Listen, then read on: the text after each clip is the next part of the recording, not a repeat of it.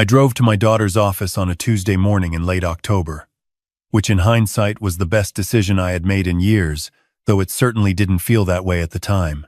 The building was on Michigan Avenue, 42 floors of glass and steel with the name Hartwell and Associates etched in brass above the revolving doors.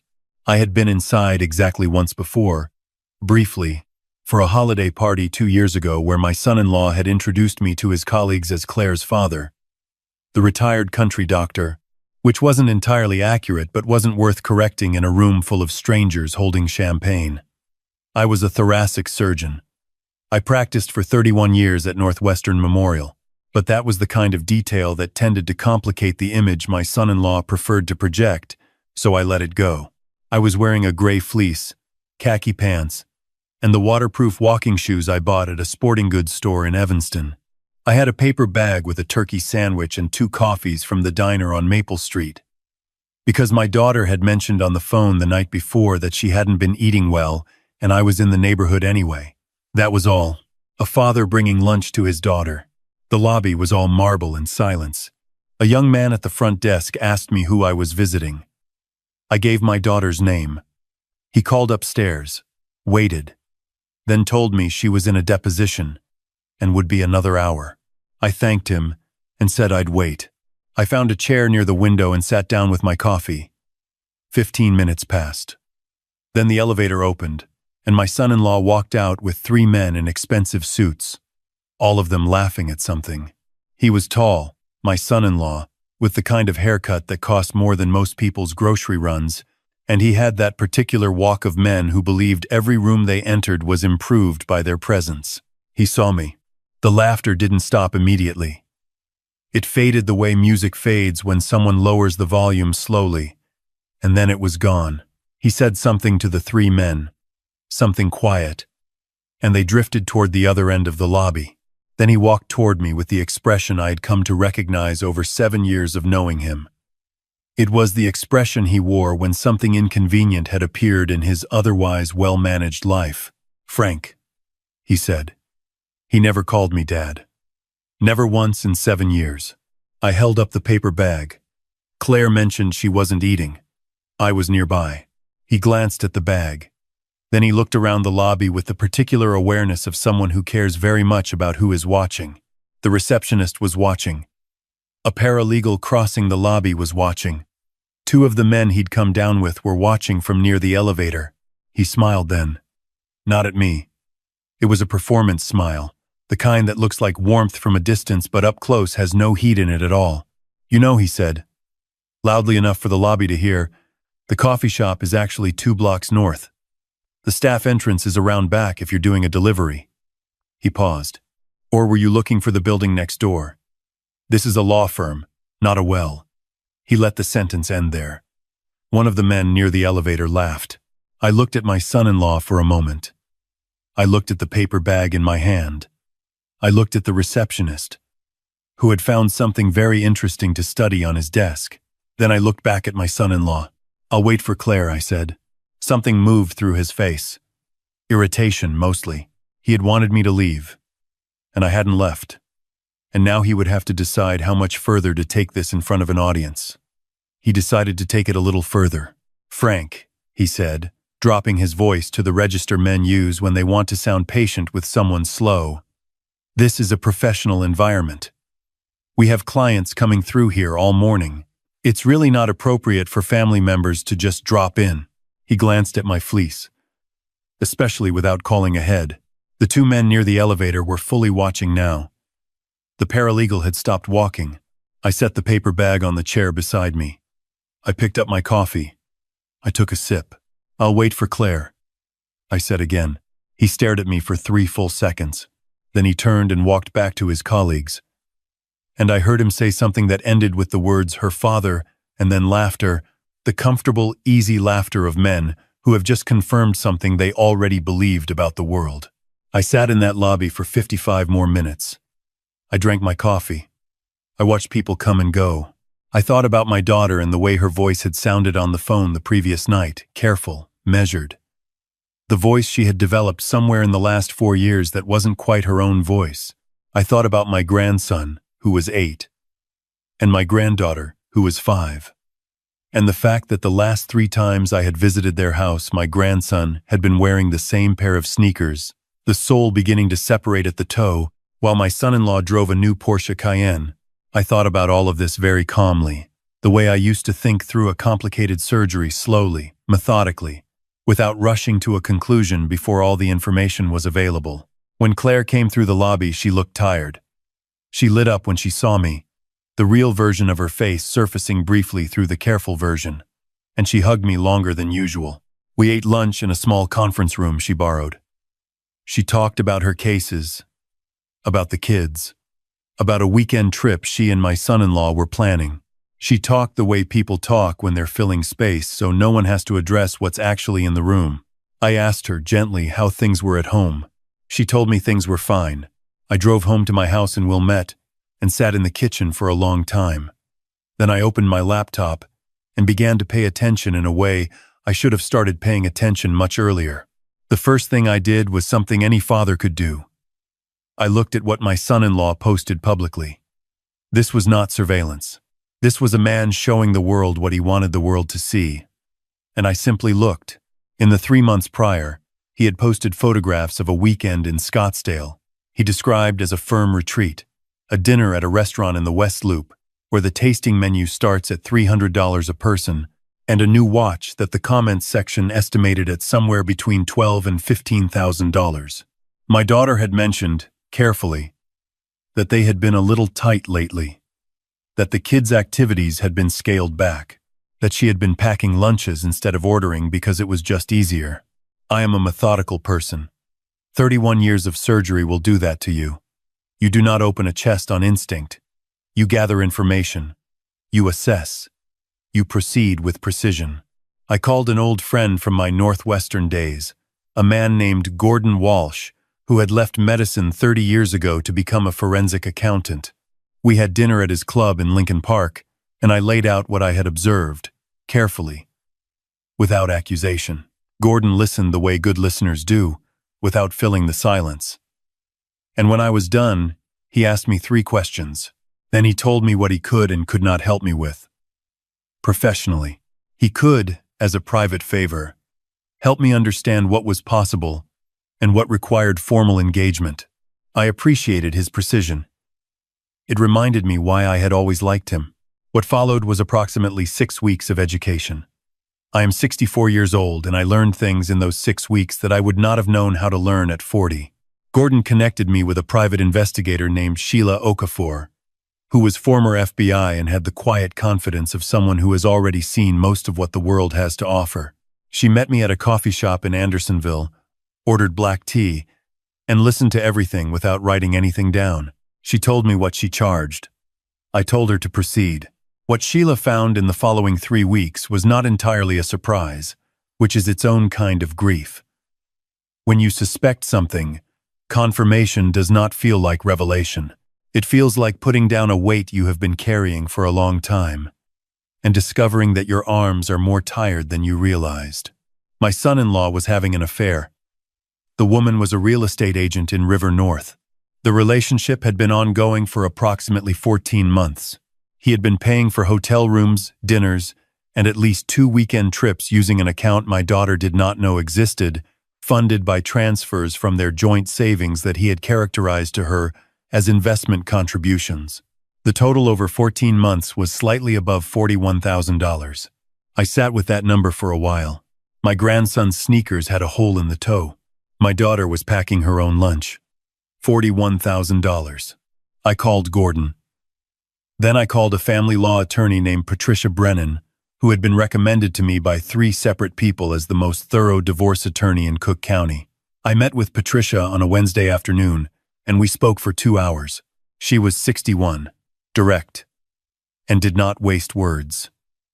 She told me what my daughter would need, what would be admissible, and what Patricia could do with it. I told her I would be in touch. There was one more piece of information that Sheila had provided, almost as a footnote, that I had been thinking about separately. My son-in-law's firm, Hartwell & Associates, had a significant client in common with a foundation I had been involved with for 11 years. The foundation was the Callaway Medical Education Fund, which my wife Helen and I had established in 2009 inches memory of our son, who had wanted to be a doctor and died at 19 in a car accident on the Edens Expressway. The fund provided scholarships and supported medical education programs across Illinois. Over 11 years, it had grown considerably. The foundation's legal work had been handled for most of that time by a firm called Drummond and Reese. 2 years ago, Drummond and Reese had merged with Hartwell and Associates. I had never made the connection because I had never had reason to. The legal work was handled by the foundation's director, a meticulous woman named Susan Park, and I trusted Susan completely. I was the chairman emeritus. I signed documents and attended the annual dinner. I called Susan the week after I met with Patricia Brennan. I asked her, without explaining why, to send me the complete file on our relationship with Hartwell and Associates. The file arrived by email the following morning. I read it carefully. Then I sat back in my chair in the kitchen of my house in Wilmette and looked out the window at the backyard where the oak tree my wife had planted was losing its last leaves. The foundation's legal relationship with Hartwell and Associates represented, in annual billable hours and retainer fees, approximately $800,000 per year. Over 2 years, the total engagement was close to $1.7 million. There were also 3 major estate transactions associated with the foundation's real estate holdings, each of which Hartwell had handled, adding another combined value in legal fees of roughly $400,000. My son-in-law was a partner in the corporate division. He had no involvement with the foundation's account, which was managed by a senior partner named Richard Hartwell himself. I looked at Richard Hartwell's biography on the firm's website. He had been practicing for 38 years. Before law school, he had attended the University of Illinois College of Medicine for 2 years before changing paths. His biography mentioned that he was a founding board member of a medical education nonprofit, which had been absorbed into the Callaway Fund 7 years ago. I remembered Richard Hartwell. We had shaken hands at an event in 2017. He had known Helen. I picked up my phone and called him directly. He remembered me immediately. We spoke for 20 minutes. He was warm and sorry about Helen, and asked about Claire. I told him I had been thinking about the foundation's legal representation and wanted to schedule a meeting to discuss the relationship going forward. He said he would be happy to meet whenever suited me. I told him next Thursday would work well. Late morning, at his office. Then I called my daughter. This was the hardest conversation I have ever had. And I have told families that their loved ones did not survive surgery. Claire went quiet in the way she had probably been quiet for 14 months, absorbing something that was too large to respond to immediately. I did not rush her. I told her what I had found, carefully, without editorializing. I told her about Patricia Brennan. I told her she did not have to do anything she wasn't ready to do. I told her I was going to take care of certain things regardless of what she decided, and that those things were about her and the children, and always had been. She cried for a long time. I stayed on the phone. At the end, she said, "Dad, I've been so embarrassed. I didn't want you to know how bad things had gotten." I told her that nothing about this was her embarrassment to carry. She called Patricia Brennan the following morning. I want to be precise about what I did and didn't do in the days that followed. I did not set out to humiliate my son-in-law. That is not who I am, and it is not who I want to be. I wanted my daughter protected. I wanted my grandchildren provided for. I wanted the situation handled with the kind of thoroughness that it deserved. What happened at Hartwell and Associates on that Thursday morning was not something I orchestrated for effect. It was simply the natural result of doing things in the right order, in the right place, at the right time. I dressed carefully that Thursday. Not to make a point, or not only to make a point. A charcoal wool suit I had not worn since Helen's memorial service 3 years ago. Still well fitted because my weight has not changed significantly in 20 years. A white shirt, a tie she had given me for our anniversary. Deep blue with a small geometric pattern. The good shoes. I drove downtown and parked in the garage on Erie Street. I walked to Michigan Avenue in the October, cold with my hands in my coat pockets, and felt something I had not felt in a long time, which was a kind of perfect, unhurried calm. The same receptionist was at the desk. He recognized me. I could see it in his face. The slight adjustment that people make when they are trying not to show that they remember an uncomfortable thing. I told him I had a meeting with Richard Hartwell at 11 o'clock. I gave him my name. He checked something on his screen. His expression changed in the small way that expressions change when something exceeds expectations. "Of course, Mr. Calloway," he said. "Mr. Hartwell's assistant will be right down." I stood near the center of the lobby rather than sitting. I was aware that I was choosing to stand. And why? And I was comfortable with that choice. The elevator opened. My son-in-law walked out.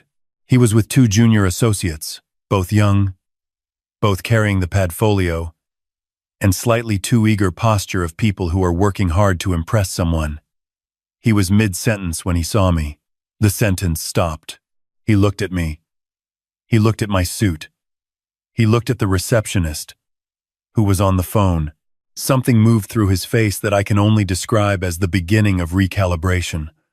The moment when a person senses that the ground has shifted but doesn't yet know by how much. "Frank," he said. Wary this time. "Good morning," I said. He glanced at the receptionist again, then at my suit again. "What are you doing here?" "Meeting with Richard," I said.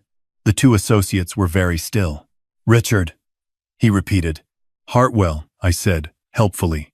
Before he could say anything else, the elevator opened again, and a woman in her 40s came across the lobby with the purposeful walk of someone who handles a great many things efficiently. She extended her hand to me.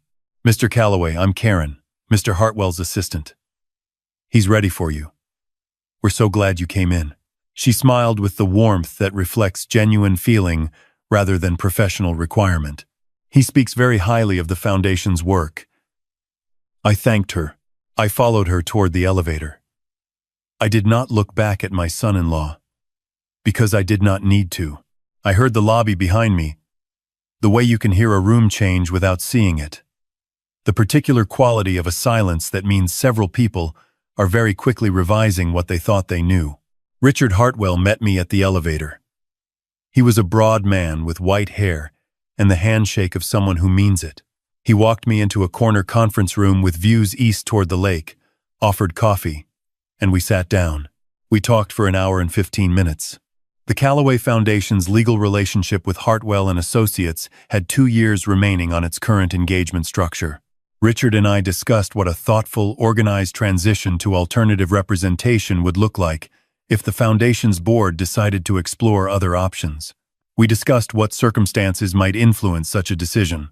We discussed, with the careful indirection that experienced people use when they want something understood without requiring it to be stated explicitly, that the personal situation within the firm had come to my attention, and that while I was of course deeply respectful of the firm's professional standards, I was certain Richard understood why I might find the current arrangement uncomfortable. Richard Hartwell was 63 years old and had been a lawyer for 38 years. He understood. He walked me to the elevator himself. In the hallway we passed a glass-walled office where my son-in-law was visible at his desk, a phone pressed to his ear, his back to the door, and Richard paused for a single moment and looked through the glass with the expression of a man who has just made a calculation and is already certain of the result. He did not say anything. He pressed the elevator button. We shook hands. "The Foundation is in good hands with Patricia and Susan," he said. "I hope Claire and the children are well." I thanked him and stepped into the elevator. What happened at Hartwell and Associates in the days and weeks that followed was not something I witnessed directly.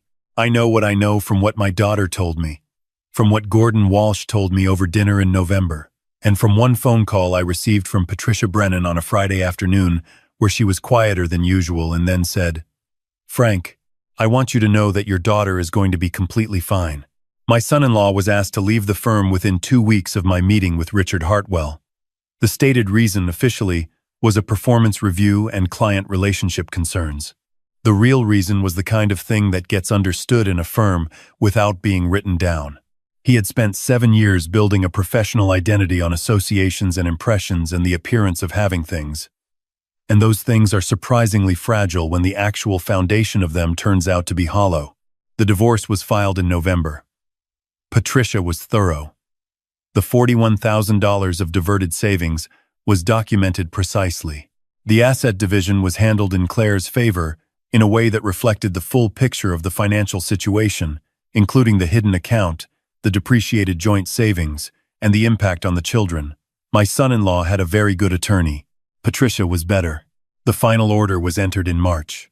On the first Saturday after the ink was dry, I drove to Claire's house, her house now. The one the settlement allowed her to keep with groceries and my grandson's favorite breakfast, which is blueberry waffles with too much syrup.